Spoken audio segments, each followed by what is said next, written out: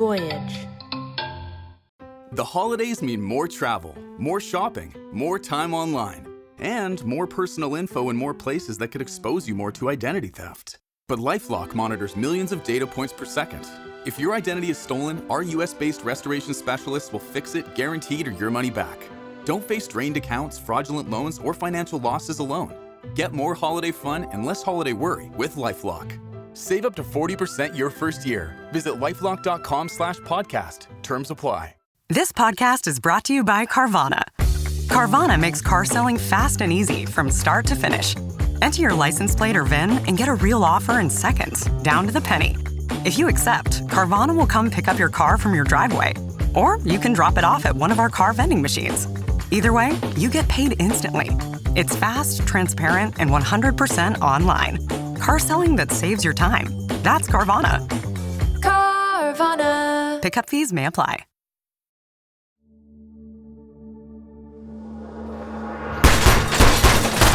I rolled one of the kilo-filled bags over me, like a lead blanket. As the dealer's bullets tore into one of the keys, turning everything temporarily white, I unlocked the door and bailed out onto my back. Taking cover underneath the sedan just as the cavalry arrived. In a matter of seconds, the three of us were cuffed and face down on the ground. I was swooped up by agents, shoved in the back of a sheriff's car, and driven off site. Hey, you okay? Nothing a few drinks can't cure. Christ. When I heard those shots, you did great. We get that guy to open up, could be a gold mine. And if he decides he doesn't recognize the sound of his own voice? It won't go that way. What if it does? Then we make your day in court as quick and as painless as possible. Like I don't have a big enough target on my back. Listen, we have your back. Always. Yeah. You're doing great work, Al. How's the thing with Ivan looking? Ivan was ex-Spetsnaz, my way into the Russian mafia in Detroit, through a connection down in Bogota. After the Soviet Union dissolved, guys like Ivan found their way to Colombia and went to work for the cartels. One of Mike's colleagues, a senior guy out of Denver, wanted Ivan. Bad. I was in the middle of wrangling a deal that could help the DEA strike a huge blow to the Colombian cartel and deliver several indictments, including Ivan, all without blowing my cover. In theory, anyway. Good. Should come together by the end of the month. How much? 1,000. Keys? For starters, according to Ivan's guy. That motherfucker was going down. Way this one's shaping up. One of us definitely is. Listen, are you sure you're okay? I keep seeing him reach into the glove compartment for that 38. When's the last time you took a day off? Calendar's been kind of full. When's the last time you talked to your wife? Randi reached out. Says she hasn't heard from you in 3 weeks. You got a wife. Barely at this point. You know how it is. She's been through enough already. Not like I can just take off my work clothes, jump in the shower, and hey honey, what's for dinner? Look, man, take a few days. You know what? No. Take a week. Do what you need to do. But go see Randi. Tell her you just made $25K. Maybe I'll wait till the check clears. I'm still waiting on that $30,000 from the thing in Tucson. Yeah, well, that's the fees for you. Look, I'll make sure that $25K is in your account by Friday. You worry about you, man. Sometimes it took a whole tank full of gas before I could even start to get out of my head. Not this time. As soon as I felt the wind resistance, the vibration of my sled beneath me, there's nothing like the freedom a man feels when he's on his bike, out amongst the elements. Back when we first met, Randi rode with me all the time. We'd pick a destination and go. We got caught in a storm once, white-knuckling it back from Walla Walla for 3 hours, her arms wrapped around me so tight I thought maybe I'd crack a rib. She never complained. I miss those days. I missed her.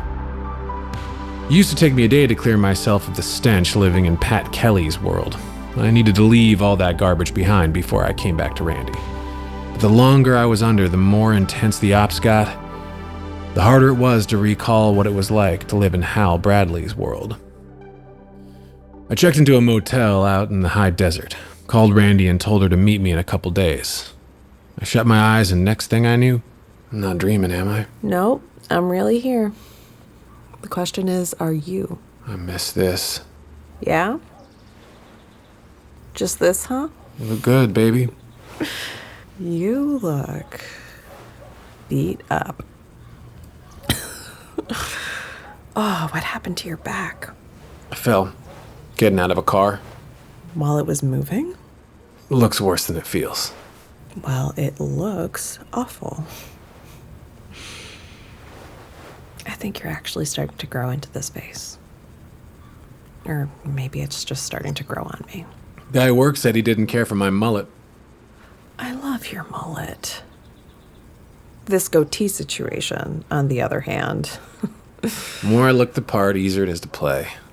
What's it like? Being two different people? Exhausting. I don't know how anyone could live like this. They're called actors and politicians, and they get paid very handsomely. I'm getting $25K for the latest op. Is that enough? Well, beats rotting away in a state penitentiary making 35 cents an hour punching license plates. It's just... It doesn't sound like an awful lot, considering. You're the one sticking his neck out, right? You're the one taking all the risk. You think I don't know that? They've got me wearing a wire, like I'm a CI. Isn't that dangerous? Don't they frisk you, these guys you're meeting and dealing with? I've had to talk my way out of a couple situations.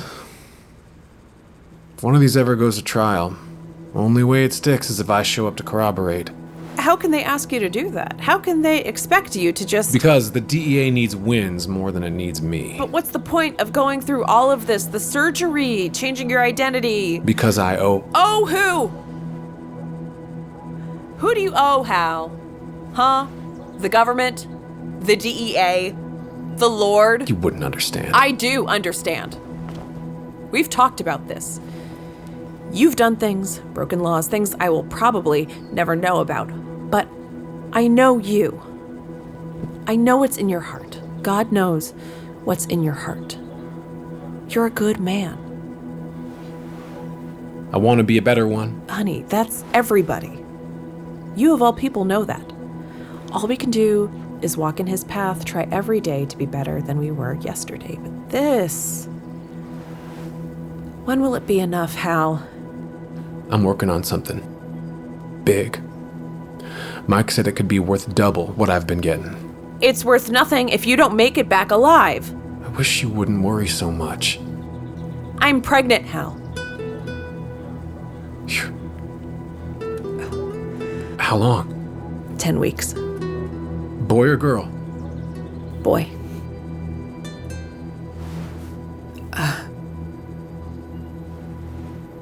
You all right? Yeah. I can't tell if you're happy or what. I'm happy. I'm very happy. Just promise me when this is all over, you'll come back to us. As the man I married. Not this other person. For once, I wasn't lying. I couldn't believe I was going to be a father. That we were going to be a family. The work I was doing suddenly felt that much more important. Like I was truly helping make the world a better place for my boy to grow up in. Mike's bosses finally agreed to let us do a money flash to keep Ivan's Colombian on the hook, with DEA posing as my Canadian buyers. We hosted Ivan, the Colombian's associate, and his bodyguard on a 250-foot yacht with documentation tying it back to a corporation that would show my buyers as legit underworld players. While we were wining and dining them cartel style, a boat pulled up at one point and tossed a duffel bag on board filled with cash. The flash money needed so the Colombian could tell his boss he met with the main buyer, knew the money was real, and the deal could move ahead. It worked. While waiting for phase 2 of Operation Ivan, I worked a few other cases, including one that, well, I try to have no regrets about anything I've done. But best laid plans and all that. The grandson of a cartel jefe looking to establish a route up north happened to be in Detroit. One of Mike's undercover colleagues reached out. This was a prize target, and he'd only be in the US for 48 hours, for a wedding. I agreed to host a sit-down at my house and help seal the deal, posing as the UC's well-connected cousin. Within hours, the DEA had my place completely wired. I didn't like playing it so tight, but then it wasn't my op. During the meet, I was able to get the guy to relax. I may have been faking who I was, but not what I was. Anyone who'd lived the life knew how to accomplish things no government agent ever could. We moved on to terms and conditions, deciding on a test run of 10 kilos. I gave him the number of one of my soldiers, actually a DEA agent, and shook hands. The UC called later to say they'd set up the run so I didn't need to be involved. Within 24 hours, the guy was in custody and looking like he'd play ball, so I wouldn't need to testify. But then... What do you mean he escaped? I mean, someone got to somebody because his bus broke down en route to Marion, and the kill team swooped in, snatched him, and left 9 bodies. You've got a leak. That's not your problem. You just told me this guy, this very well-connected guy I was drinking tequila with in my house on Saturday night, is in the wind. I'd say it is very much my problem. You know as well as I do, he's lit out for the border. Probably just pulling into Juarez as we speak. And what about the kill team? My honest opinion, they came, they grabbed, they're gone. But you tell me what you want me to do. I want you to fix your leaky boat. I hear you. Look, let's get you moved. Is this what I have to look forward to the rest of my life? Ideally, no. How? I know how much you sacrificed. Nobody on my team takes for granted the risk you've taken. I promise you. Your safety remains of the highest priority for the agency, and for me personally. I believe the latter.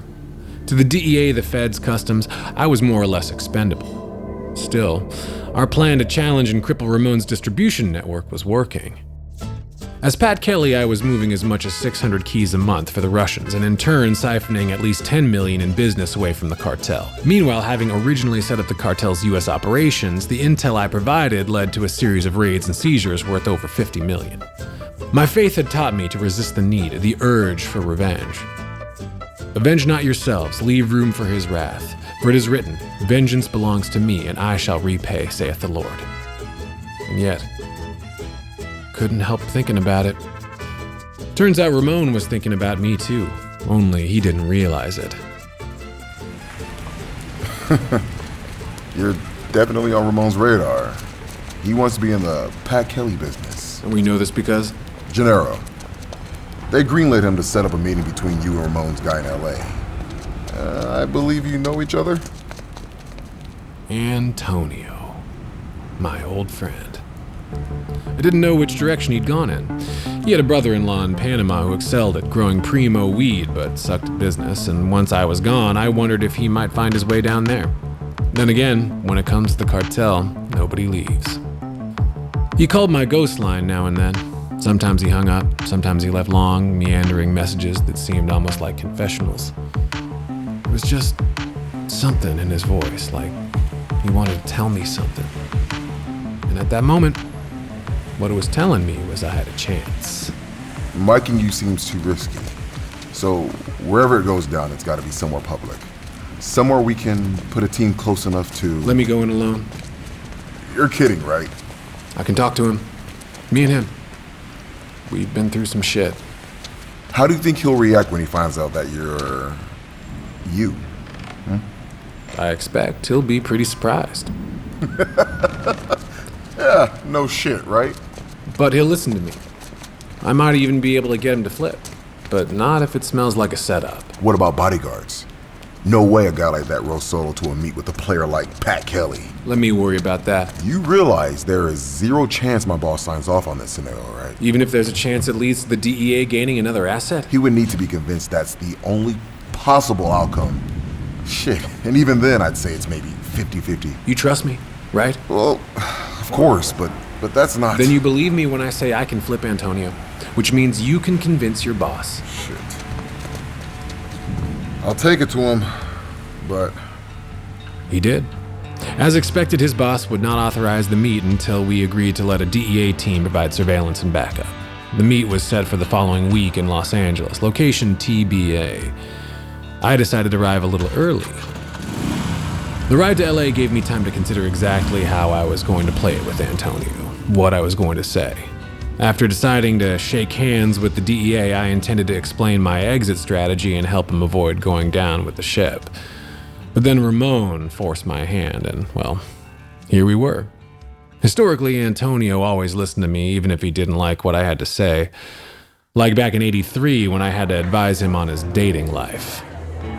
One hell of a rock you got, Gloria. No shit, huh? How much did that set you back? Never mind the setting. You know how much they charge for just the stones? I'll tell you, $6,000. Right? I'm telling you, man. Be glad you got yourself a nice old-fashioned American girl with simple tastes.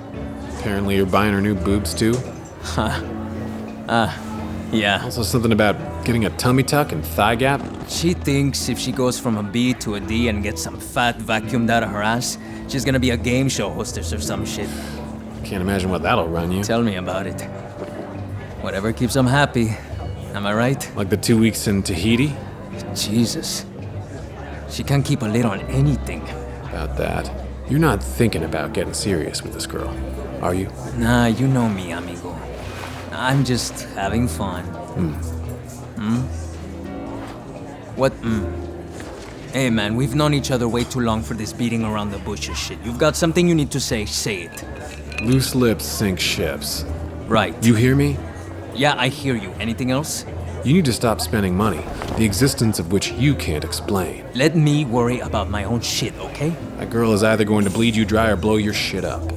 The rate she's going, likely both. She's a risk neither of us can afford, Antonio. Meaning? Meaning you need to cut her loose. This Ramon talking or you talking? It's me talking, so he doesn't have to. So we don't end up in another Durango situation.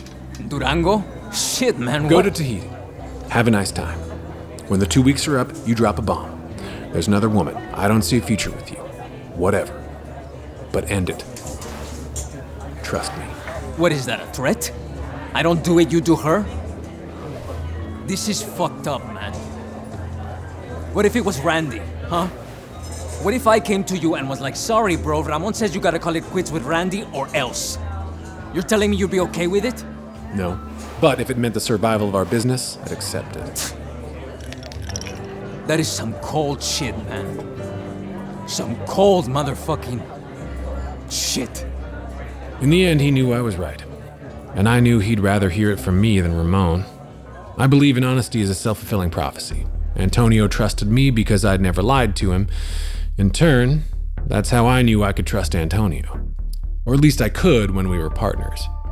But what was I walking into now? Sure, Gennaro could vouch for me, but Ramon's ego would never allow a competitor like Pat Kelly to share in his spoils, which meant at the least he was sending Antonio to suss me out. Or more likely to take me out. I needed to make Antonio see that beneath the new face, new name, new life, we were still hermanos. That the bond between us was not and never would be broken. A bond forged in blood. It was 1982. The business of cocaine was booming. Some of our competitors started getting ballsy at the same time some of our employees started getting sloppy. A bit of blow disappearing for personal use now and then was an accepted cost of doing business. But loads started getting lighter. Then one worth $2.5 million never reached its destination. I told Ramon I'd handle it on my end, but in this business, someone must be held accountable. So I was not surprised 2 weeks later when Antonio and I were summoned to Mexico. I was surprised, however, when the soldados who picked us up at the airport drove us not to Ramon's place in Sinaloa, but out into the desert. The pit in my stomach grew, the further away we got from anywhere familiar, until finally we pulled over, in the middle of nowhere, in Durango. Oye, ¿por qué nos detenemos? Algo que tienes que ver. One of them grabbed an AK from the back of the Jeep and they walked us into the desert. Antonio kept looking at me, but I wouldn't look back, as if that might somehow deny the inevitability of what was about to happen. Then, as we rounded a boulder, there were 2 more soldados, each with a pistol. They stood behind 2 men on their knees. I could hear their exhausted pleas coming from the sweat-soaked black bags covering their heads. These men have stolen from Ramon. For this, they are to be punished. Traes tus armas. Kill them. What? Kill them.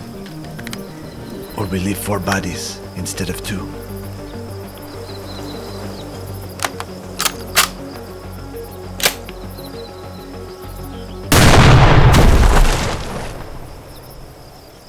Shit. I think I'm gonna throw up. Bien hecho, amigos. Welcome to the cartel. I never saw their faces, but sometimes they appear to me, out of the darkness. Maybe one, maybe both. And then sometimes there are too many to count.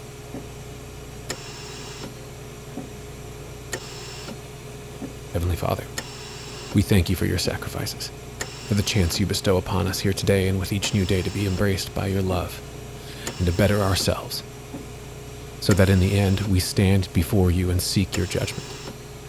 We may ask humbly for your mercy, that you cleanse me from all unrighteousness and grant me passage into your kingdom.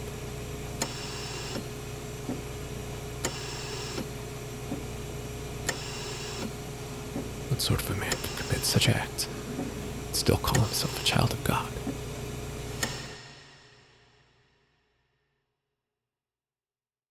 Antonio.